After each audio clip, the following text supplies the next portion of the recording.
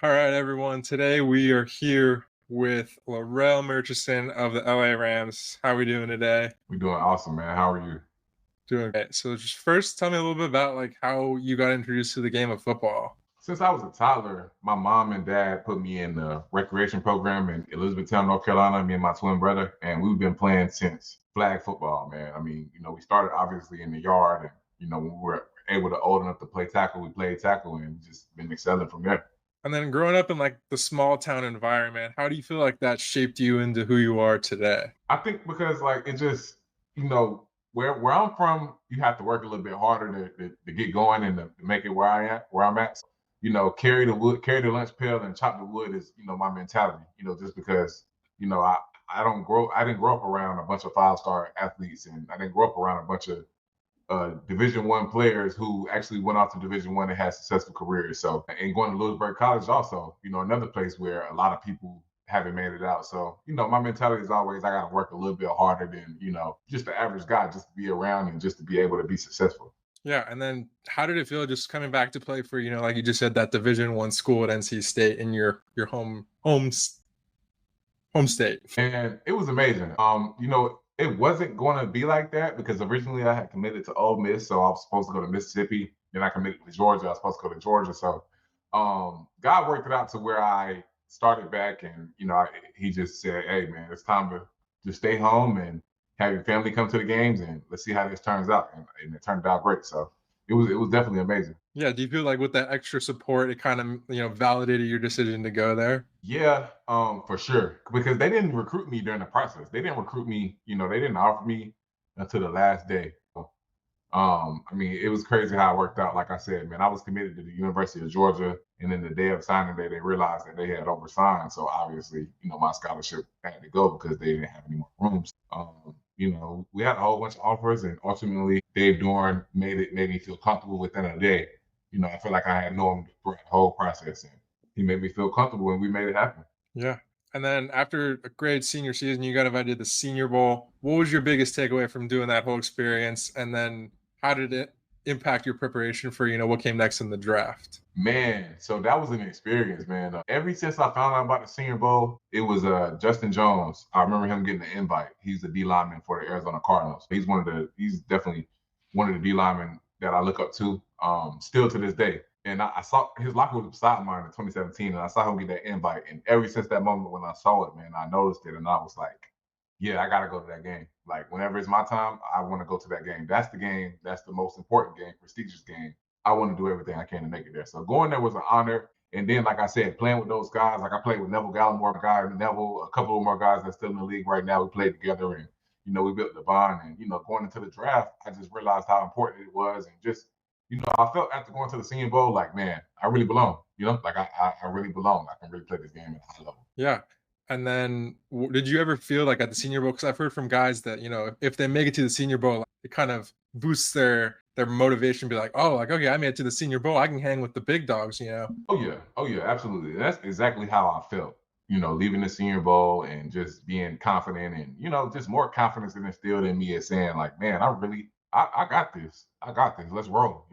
And then draft day, obviously a really emotional time. How did you feel kind of when you got the call in the 5th round? Man, I was so excited. I got a call from John Robinson. Shout out John Robinson, the GM. He was the former GM of the Tennessee Titans, but he gave me the call and he FaceTimed me and he said, "This is how I like to welcome people to the team." And from that moment on, man, I've been blessed enough to play this game at the highest level it is. Yeah. And then you start playing. What would you say is your welcome to the NFL moment? You realize like, oh my gosh, this is it. Man, it's gonna take me right back to the Vikings game, the second game of my career. It was the third. So the first game of my career was the Denver Broncos. I didn't play. I was in that game. The second game, we played Jacksonville. It was all right. I kind of could have had a sack or whatever, but it was cool. But the third game, man, I get this double team from hell. Bro, I'm on the left side of the defensive line. I'm in a 3 technique, and I hear the call from the old lineman, but I'm like, no way, this is going to be just another block. Bro, they take me from like the 5th. They take me from like the 40 to the logo,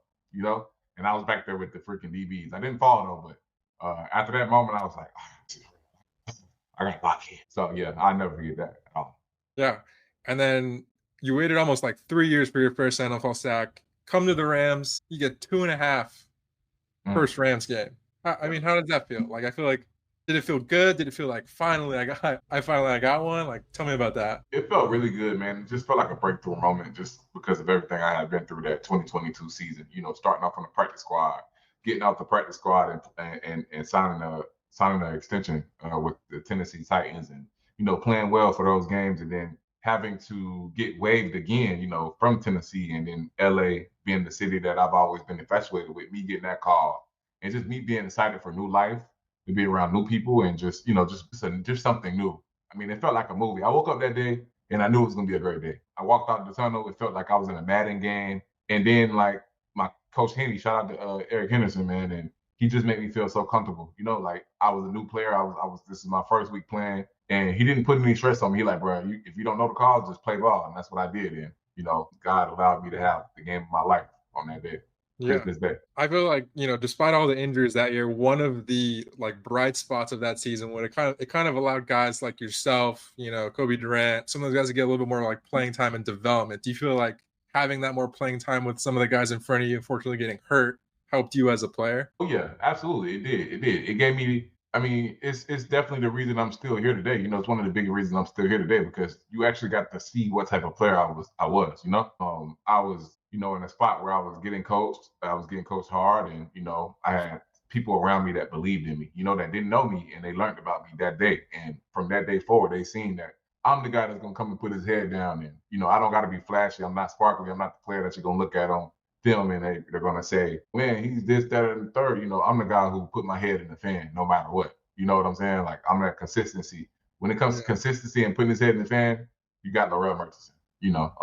People, everybody in the Rams organization, I feel like they got a good idea of that, and they can vouch for what I'm saying. Yeah.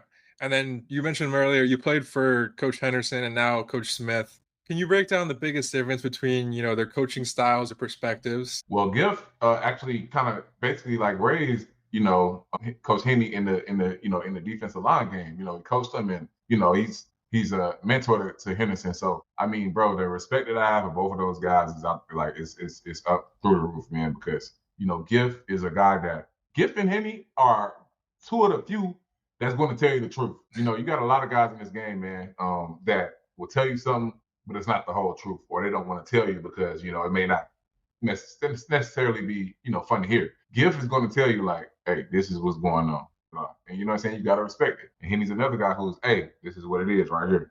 You know what I'm saying? So as a player, I'd rather hear that first than getting blindsided by something that happened in Tennessee like that. You know what I'm saying? So, man, one thing I respect about them is the honesty, man, and just the willing to work. They're so the detail based, like every little moment, like your hand work, where your hands are, your hands coming from the ground up, like little things that are small things to some are big things, and they really make sure that we lock in on them. So I got so much respect for both of those guys. Yeah. And then something I feel like people don't talk about a lot is when new coordinator, and especially the Rams of all teams, like you guys are going through coordinators and position coaches, like seems like pretty much every year.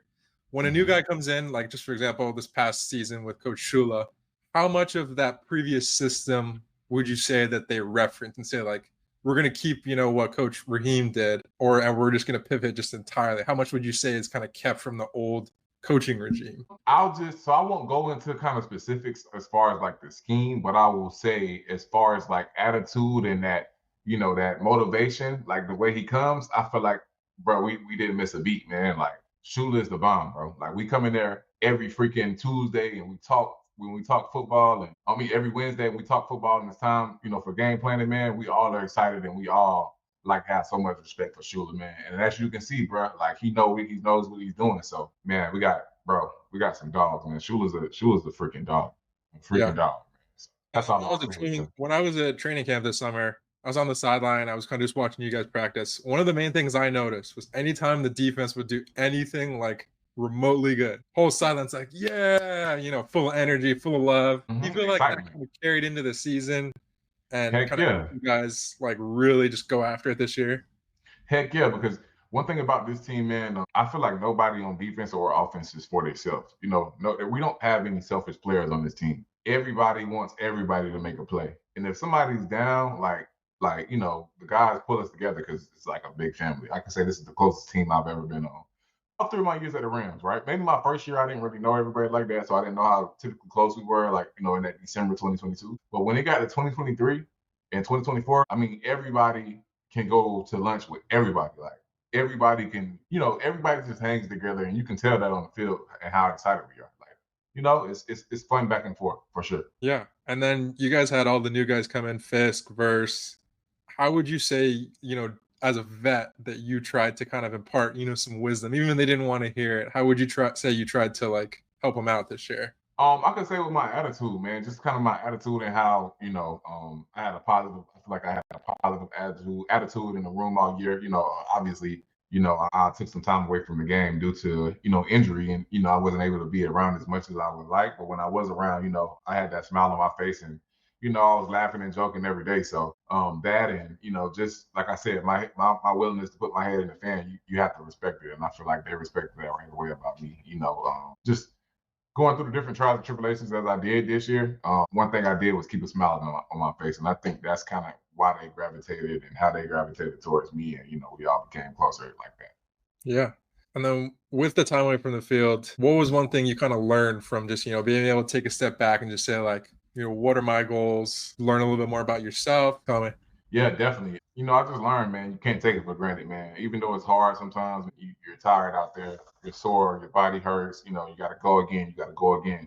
It's just like, man, you would do anything for those times when you're sitting on that couch with your foot in the air and you can't walk. And you have to learn to rewalk, and you can't get up and go get yourself some water. It hurts to get in the shower. It hurts to do anything. You know what I'm saying? And then any slip and fall, you could be set back. And it was a dark time, but I won't say a depressing time. It wasn't a depressing time because our training staff was just so great, with me and helping me keep attitude. And every time I go in there, there's no way I put my head down because we're laughing, we're joking, and working every day. So I learned that. I ain't gonna lie, I learned as far as like taking stuff for granted, and then two, I learned the family, the real family aspect of a team in football. Like, I really Yeah. felt like those were family members, you know what I'm saying? And nobody can take that away from me, So I say those two things.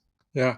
And then you shared the locker room with some guys like, Aaron Donald, Bobby Wagner, Jalen Ramsey. How would you say from those guys that are future Hall of Famers, all pros, what were you able to take from them in terms of preparation, how they play the game? Is there anything you noticed that like all of them did in common? So I only had 4 weeks with Jalen Ramsey and Bobby Wagner. So I really and I was kind of to myself while they were there. So I really couldn't really, I didn't really get a grasp of them and how they prepare. But as far as Aaron Donald, man, he's a guy, bro, man, he's gonna do the same routine every week. Like, he's gonna do the same thing. He's gonna film prep. He's gonna lock in on the details, man, and he's gonna make sure he's ready. Whether that's he's gonna have the same lift routine. I mean, bro, he's gonna have the freaking same. I'm telling you, he's so routine. He freaking had the same two readies. He'll have two drinks on game day, bro, in the refrigerator. They got the only two. He's gonna keep them in there. He's gonna drink them. I think he go one before warm-ups and then one before the game. One time, bro, we had Corey Durden, man. Shout out Corey Durden, man. He was here last year or in the year before. His first game playing, right? He goes in the refrigerator and take his rating, bro. One of his ratings, bro. I was like, I'm looking his locker beside mine, Corey locker beside mine. I'm like, I just know that ain't AD ready, bro. So that was funny, bro. Like, AD, I forgot what AD said, bro. But I know that was so funny, bro. But just watching him, just watching his routine and how he has so much respect for the game, and he really, you could tell he loved it. You could tell he was the man. I respect that part, and I obviously, took a few pointers from him as far as like how to prepare. Yeah. And then Coach McVay is obviously an offensive minded head coach. You played for Coach Vrabel in Tennessee. Is there any difference you've kind of found versus like, playing for an offensive minded head coach versus for a defensive minded head coach? Everybody got their differences, but one thing I'll say they have in common is how smart they are and the things they know about the game. Like, one thing I like, a lot of stuff I learned in Tennessee is the small point in the game that how to win, how to win, basically. Like, Braves know a lot of details on situational awareness. You know what I'm saying? And that's what Coach McVay has too. He has a lot of situational awareness. So you may be in a situation where another coach may not think like you. Such as, I'll give you an example, right? In Tennessee, right? We were playing in Houston Texans. They have the ball, they're winning, right? And the clock is running. So we throw an extra man in the game and everybody's confused on defense. So we get a penalty because we got too many people on the field. Well, I think they accept the penalty and it stops the clock. Long story short, we get the ball back, we go win the game just because we stopped the clock from that play. So little smart stuff like that, those are the things that both of those guys, both of those coaches have in common. And I can say like they're both are not phenomenal coaches, man. And like Sean McVay, the way he motivates, man, the way he has respect and he talks to you is different. You know, he don't have to yell and scream and point you out to for you to get the point. You know, he's respectful about it. Like once he says something about something, you try your best to feel it because you try your best to fix it because you know you have a lot of respect for him and you want to do well for him. Now, does he have the just amazing memory that everyone says he does? I've just heard that across. Oh yeah, yeah. He don't forget anything. He probably can tell you. I can probably ask him about a play in the 2022 season, and he probably can tell me where we were on the field and where we're like it's ridiculous. Down a distance and everything. Yeah, he probably can. Just a football guy, I He's a think. football freaking guy, bro. Just a football guy. He was made in a factory. He's smart, man. And is there a specific coaching moment you took from either your position coaches or Coach McVay or anyone that's coached you that just really immediately helped you like the next player as soon as possible as a player? Oh yeah. I can say really everybody. I'll say Coach Henny for sure. Coach Henny for sure. As far as like hand placement, you know, like my hands weren't as sharp until I got here. He told me as far as like he helped me place my hands, and I can tell you like that really helped me improve because my hands were most of the time spot on. You know, like I have some of my teammates ask me like, man, how do you get your freaking hands there every time? But it's like the way he told me and the way he kind of explained it to me, the way he explained and the way he coached, you know what I'm saying? So I definitely got a shout out to him on that. That's one thing that sticks out. For sure. Yeah. And then I feel like as a defensive tackle, Aaron Donald has just destroyed any like expectations. If you're not getting 20 sacks, like what are you even doing? Right. So I think for the casual fan, as a defensive tackle, defensive lineman, whatever you want to call it, how would you characterize what you do on the field as a player? You know, for guys that just watch box score. I would say, man, consistent. Like I'll tell you consistency, man. Just being where I'm supposed to be, attacking the line of scrimmage, and just causing havoc, bro. Like just being that guy that you know is going to be where he needs to be when he needs to be. Whether that's a stunt step, whether that's playing straight up 3 technique, 4 technique, in the run game, and you know I just take pride in just attacking and being a nuisance. You know what I'm saying? Whether that don't even it may not even equate into a tackle for loss, but there's going to be tackles at the line of scrimmage that's going to be made that may not get a lot of popularity or it might not show up on the box score. You know, I might show up on the box score with like 3 tackles, 2 tackles, 4. You know what I'm saying? And you're like, he's not. But He doesn't get the sacks. He sucks. yeah, exactly. You know, as a D lineman, man, and you got to respect somebody who's consistent and who really works at their craft at what they do. So Yeah, I always think that you're looking for disruption rather than, just stats. Even if it doesn't show up, you're impacting the game in some way.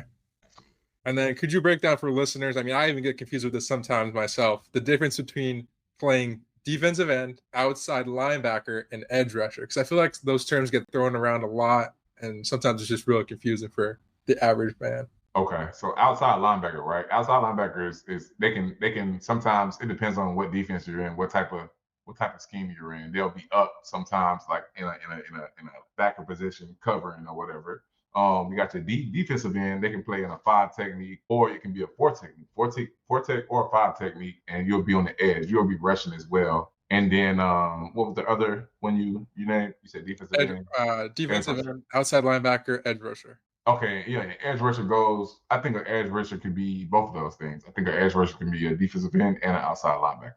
Because if you cause havoc on that edge, getting to the quarterback, obviously you're an edge rusher. So and you'll be outside in a 5 technique or a 6 or a 9, whatever. Like you're on the edge basically. Yeah, I know. Sometimes like I see like little graphics on social media or whatever, and it'll list guys that like I'll see like one guy listed as a certain position, and then like he'll be listed as another position in a different graphic. I'm like, I don't even know. It's because it's different defenses, and different defenses call you an outside linebacker or a defensive end. I know, like I used to play a lot of Madden when Aaron Donald was still playing, and he would be listed as a defensive end. I'm like, I thought he was. Nah. Just because of the defense. Yeah. And then what's your favorite pass rush move? And is there a particular quarterback you really want to get a sack on before you retire? I'll say my favorite pass rush move is the forklift. I like going to the forklift. I'm pretty good with catching hands. You know what I'm saying? So I'll say that. And then my quarterback that I do want to sack before I retire, man, I'm gonna go with. Let's see. Who would I? I want to go with Lamar Jackson, man. I gotta get him down. Yeah, I mean I that want to get him hard down. one to go. Go for it. Yeah, I want to get him down. I want that picture too. I'm gonna frame it for sure. Just I mean, because he's hard to get you got down. this one. You got Yeah, I another got that one. I got that one. I gotta get that poster in my house, bro. Because he's a legend, bro. I don't care what nobody say. He's a legend. He went to NC State and obviously is a Super Bowl winner, and he's done a lot of good stuff in this league. So Yeah, and then this game in particular, we just totally glossed over a little bit. Was that just a really fun game for the whole defense? Because it ended up being like, well, it was like 50 something to like 10 in the yeah, end. yeah, that was a fun game, man. We all were having fun. I didn't know anybody really, to be honest with you. I didn't know anybody on defense, but they saw me having fun, and man, I imagine everybody it was was up pretty there. fun on the sideline, no matter if you Oh, knew anyone or oh not. yeah, they was like, man, you woke up feeling like AD. I'm like, I don't even know AD yet. You got everybody was just congratulating me. They're like, bro, you snapping, bro, you fan, and it's a moment that I'll never forget, man. I'll never forget ever. I mean, you guys got the Ravens away next year, so just saying, Come on, come on, come calendar on. right now. Let's speak When it that into happens, existence. Let's speak it whenever they into release the existence. schedule. Let's speak it into existence. Carolina away too, huh? Yeah, Carolina, Atlanta, the Eagles away, and then Yeah. Jacksonville and Tennessee. And then Revenge where game too we go to Tennessee? to Tennessee. Oh man. Can the season start like tomorrow? Wait, you're gonna be waiting for that schedule drop, at this point. No, man. And we go out the country too, right? I think that's next year. Oh, okay, okay, okay, okay. Okay. I thought so. Yeah, and then what is something people underestimate about playing your position? They underestimate about playing defensive line. Shoot, man, they probably underestimate. We got a couple blocks, bro. That's kind of hard to play. As a D lineman, you got to be a real dog to kind of dominate those blocks. So I say they probably probably underestimate just how hard it is. You know what I'm saying? How hard it is to fight and grind in those trenches. How dirty it is. You know what I'm saying? Yeah. It's not a highlighted. It's a highlighted position at times if you're getting sacked and all that. But if you're doing the dirty work, everybody ain't gonna see that. Yeah. Something I always wonder with defensive linemen, I ask all linemen this, is maintaining weight, I feel like is a really like not talked about aspect of playing on the line, no matter either side. I asked a dude, he was a P squad guy for the Rams a couple of years ago, and he was saying like to get up to weight, he would just house in and out burgers like nonstop and just wasn't fun. So I always wonder like what does your diet look like to kind of maintain your weight and maintain your physique? Man, I'm gonna be honest with you, bro. Usually at the beginning of the season and we go into camp, I like to start off there at 305, right? I like to start at 305. Sometimes come in a little bit over 305, like 307 at the most, because I feel strong. But later on, like during the season, when you get to like December, bro, I'm gonna be like 280, 283 to it. It's so hard to keep weight for me. Like, we're moving, we're practicing, and we're working, and your body. So that's tough. But what I kind of do that, you gotta eat. You gotta eat. My diet is more so like lately it's been, in the morning I get up, 2 boiled eggs, oatmeal, and a beef bacon. You know what I'm saying? And I do that, and that's pretty good. And later on, Chipotle, I eat Chipotle or something like that, or I make a meal with like carrots and broccoli and chicken and stuff like that. And obviously I do like food reviews, so I go have my fun and I go do cheat meals as well. Yeah. I still do that. So, I eat some of everything, man. But I try not to eat the freaking chili cheese fries every day and stuff like that. Yeah. And then speaking of food, if I told you what is your ultimate cheat meal? You can get anything from any place. Give me the menu of the ultimate cheat meal. Oxtails, mac and cheese, yams with a side of fried chicken. And to drink is going to be a sweet tea or a lemonade. Oh, wait, I'm going to give you that. And then I'm going to go back to this. My other cheat meal is this: 2 double cheeseburgers all the way, extra slaw, with a hot dog all the way, extra slaw, beef hot dog, and a sweet tea from Melvin's Hamburgers and hot dogs in Elizabethtown, North Carolina. That's my cheat meal. Shout out to Melvin's. That's the best burger in the world. Promise. Yeah, you were saying that yesterday on the stream. For those that don't know, Larrell streams on Twitch. You got to go check him out. It's a lot of fun. Oh, yeah. Yes, sir. Check me out at Merch Boy. Who doesn't like those two things? I'm telling you. And Yeah, bro. then you had your cause my cleats for your brother who battled through cancer. Can you tell me a little bit more about, how he reacted to that and then how him having that journey like motivate you as a player? Oh yeah, man. That summer he was coming over and hanging out at NC State for a little bit because he played football at Winston-Salem State. So, he'd come and hang with me that summer, when he had time off on the weekend and, we were fun and, he'd talk about that pain he was having. He was taking like ibuprofen for it and, he was wondering like, man, why is there a pain right here? So we go to the hospital and, man, I think I might have cancer, man. And they tell him, they tell him, man, he got cancer. So he sent me a text and I just went home. I didn't cry. I was just sick. I just was sitting in the bed wondering, how could I live this life, without the person that's closest to me, beside me. And I just, from that moment on, man, he had to get the surgery. He had to go into chemo. And while he was going through chemo and all of that, it was my first year. But after my redshirt season, my first year playing and starting, man, I'm having the camp of my life, and I go into the game, and while he's in chemo in the hospital recovering, I'm playing on TV, and man, I'm showing out, bro. I'm 3 sacks here, tackles for loss here, and I'm having the best season of my life, and I can say, man, he was a big help in that season, bro. Like just him motivating me and him staying strong and just his willingness to fight through that battle, bro, and make it out. Man, that meant everything to me. So that'll forever be something that I show respect to when it comes to my cause, my cleats, because that's my twin brother. Yeah. And then I know the Rams do a lot of stuff in the community. I've seen Oh, you that's even good. you went to go to read to kids a couple of weeks ago. Hmm. How do how would you say giving back to the community helps you as a player and helps, give back to the people that have given to you?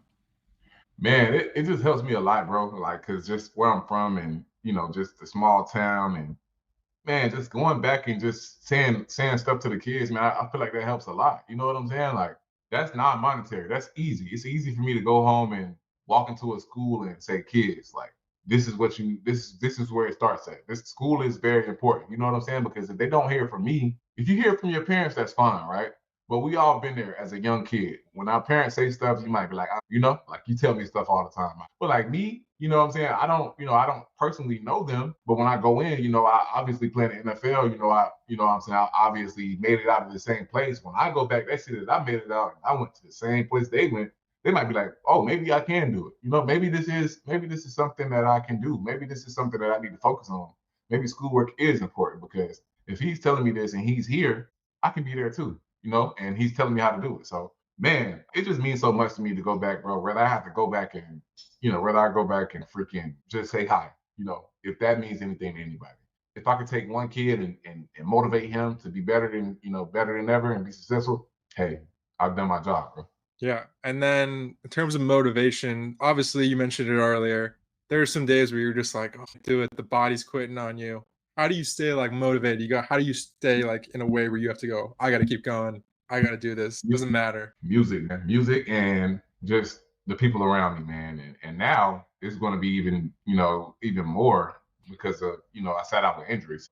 Those times where I'm like, can't, like, you won't hear a complaint out of my mouth, man, because I know how hard it could be. And I know the other side of those feelings, man. So, yeah, I'll say like music and, I just wake up and my faith, bro, I think faith has a lot to do with success, man. And when you lean on when I lean on my faith, anytime I've been deep down in my faith, I feel like I was at my best as a person, and as a player.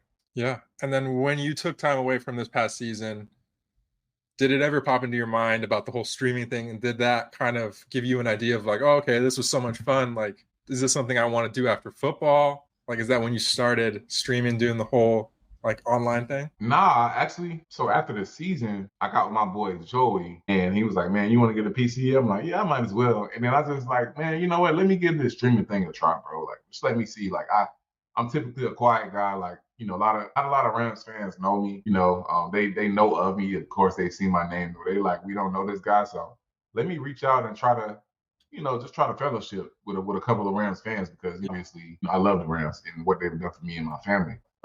Let's see if I can meet a couple of cool fans that we can, start a friendship and, be cool. So, I thought about that and I was like, man, let's go. Let's see it. Like, even if I have two people join the stream, it'll be cool. I can talk to myself and them. So Yeah. I mean, even now, yeah, even if it's just you having fun and like people can interact, like that's just a really cool thing to do. 100%, man, 200%. So yeah, that's how I feel about that for sure. And then moving on, I got a little bit of fan questions here. And the Yes, first sir. one, is it true that defensive linemen all secretly wish that they could play running back? I saw that you played Ooh. running back in high school. Is it true you still want to play running back? Man, that sounds like something Bobby Brown would wish. Hey, I would want to play running back. I'm not gonna lie. Just give me the rock, and I got some shiftiness. Y'all don't know it. I've heard so many things about used to be put Aaron Donald and fullback goal line package, but Oh who yeah. knows? I ain't gonna lie, I can't see AD. I know AD got the moves and stuff, but AD as a running back, I don't know. I don't know how that's gonna work. I ain't gonna lie. And then what's the most ridiculous thing you've seen happen in a pile up? Bro, I seen somebody grab somebody like they go like they took their hand, bro, and they went and yeah, just know they did some they did some devilish things in that. Wasn't me though. Somebody got violated, but it's crazy. I'm gonna leave it at that. When offensive linemen hold, do you ever call them out or is there just zero etiquette? Yeah, definitely. Like, bro, get off me. Like, why, bro? Why? Like, come on, like, and then you gotta say something whenever they hold you, because if you don't, they gonna keep doing it. Do defensive linemen actually care about sack celebrations? Do they rehearse it before or is it all just spontaneous in the moment? Man, I practiced that gritty freaking a whole year. Bro, I practiced that a whole year before I got my first sack, bro. Any D lineman I played with in Tennessee, they can tell you, bro. I started off with an ugly gritty. Then I finally learned, and I was like, bro, when I get my first sack, I'm doing this gritty. So yeah, bro, I'll be thinking about sack celebrations every day. I'm like, man, I'm gonna do this when I get the sack. I got one ready for next year. My first sack next year, bro, I might get a flag. Tell me. And that's Manifesting preseason right now. or regular season. If the first sack comes in preseason, I'm gonna get a flag, and if it's regular season, I'm gonna get a flag for the problem. Yeah. And how important is jersey/equipment swag to defensive linemen? Do the accessories and gear really matter, or is that more just a skill position thing? Yes, they matter, man. You look how you play. If you go out there looking trash, man, Eric Henderson used to say, bro, if your swag trash, you trash. So you go out there, you got to go out there with your swag right, with your cleats right, same colors, the jersey, however you want to mix and match it. Whatever works for you with your body type. Like, I can't go put on the same thing that AD can put on and look fresh. If I try to put it on and look fresh, it might look ugly on me. For my Yeah. body type and my body size, I got to find what works for me. And once it works, go with it. And then we were talking about this a little bit last night. What would you say is your favorite jersey pants combo? That all blue right there behind me.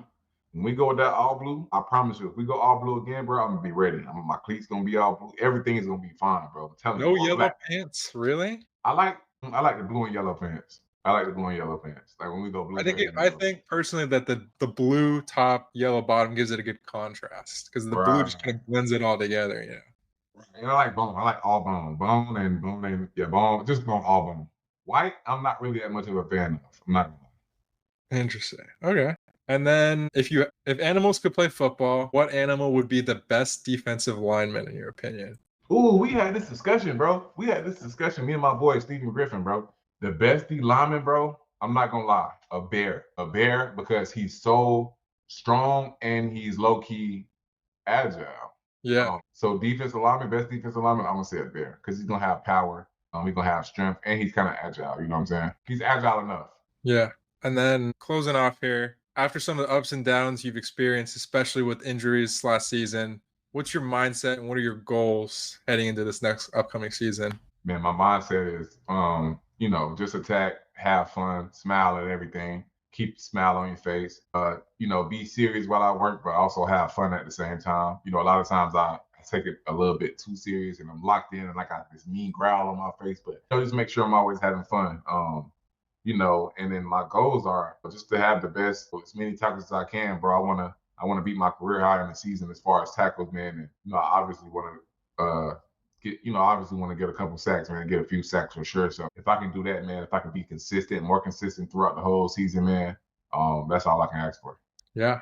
And then I ask all my interviewees this. What's something you've learned from playing football that you think that the general audience can apply to their everyday life? Family is important.